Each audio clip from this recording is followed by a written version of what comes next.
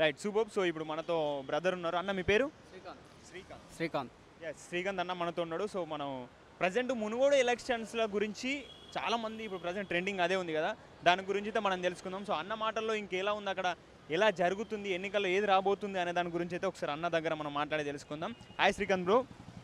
Hi sir. Present Munugode ఎన్నికలు అయితే చాలా రసవత్తరంగా జరుగుతున్నాయి. చూసుకుంటే కానీ బీజేపీ హోరాహోరీగా బీజేపీకి, ఇటు తెలంగాణ కేసీఆర్కి బాగా పోటీ జరుగుతుంది. మనం అక్కడ లీడ్లో ఉండాలని కోరుకునే పార్టీ అయితే బీజేపీ.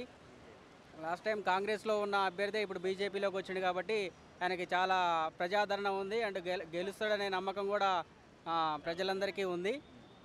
ఇప్పుడు డబ్బు మాత్రం బాగా పెడుతున్నారు అక్కడ. అంటే నార్మల్గా టీఆర్ఎస్ తరపు నుంచి డబ్బు పంపిణీ ఎక్కువ ఉందా, బీజేపీ తరపు నుంచి ఎక్కువ ఉందా, కాంగ్రెస్ తరపు నుంచి ఎక్కువ ఉందా? ఓకే, ఇప్పుడు ఆల్రెడీ 3 సార్లు ఎలక్షన్లు జరిగినాయి మనకి ఇక్కడ, బై ఎలక్షన్లు. అక్కడ 3 చోట్ల కూడా బీజేపీ వచ్చింది కాబట్టి ఇప్పుడు టీఆర్ఎస్ అయితే బాగా గట్టి పోటీ ఇస్తుంది. నెక్స్ట్ డబ్బులు కూడా ఎక్కువ పంచుతుంది. సో అంటే ఈ మూడు సార్లు బై ఎలక్షన్స్ పెట్టిన ప్రతిసారి బీజేపీ కొట్టుకొని వస్తుంది కదా, సో ఈసారి కూడా బీజేపీ కొడుతున్న నమ్మకం మీకుందా? ఖచ్చితంగా బీజేపీ వస్తుంది. టీఆర్ఎస్ పాలన ప్రజలందరూ చూశారు కాబట్టి ఎలాంటి పాలన జరుగుతుంది, కేసీఆర్ ఎలాంటి వ్యూహాలు మలుచుకొని పోతుండు అనేది విద్యార్థులకైతే వ్యతిరేకంగా ఉన్నారు. విద్యార్థులు అయితే ఇప్పుడు లాస్ట్ మంత్ గురుకుల నోటిఫికేషన్ ఇస్తానడు, ఇంతవరకు అయితే గురుకుల నోటిఫికేషన్ అయితే ఇవ్వలేదు.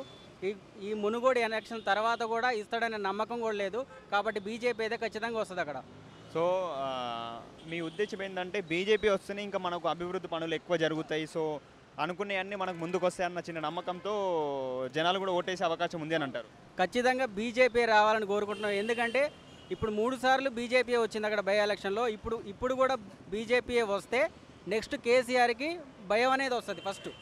తర్వాత విద్యార్థులకు ఏం చేయాలి, రైతులకు ఏం చేయాలని ఆలోచించుకుంటారు అట్లా. సూపర్. సో అంటే ఇప్పుడు మనం చూసుకుంటే కూడా గట్టి పోటీ ఉంది. 3 కూడా బీజేపీ ఎక్కడ తగ్గట్లేదు, కాంగ్రెస్ కూడా ఎక్కడ తగ్గట్లేదు, అండ్ నెక్స్ట్ మన టీఆర్ఎస్ పార్టీ కూడా ఎక్కడ తగ్గట్లేదు. సో ఈ మూడు ఈ ఎవరైతే నిలబడ్డారో ఈ క్యాండిడేట్స్ కూడా చాలా బలంగానే ఉన్నారు.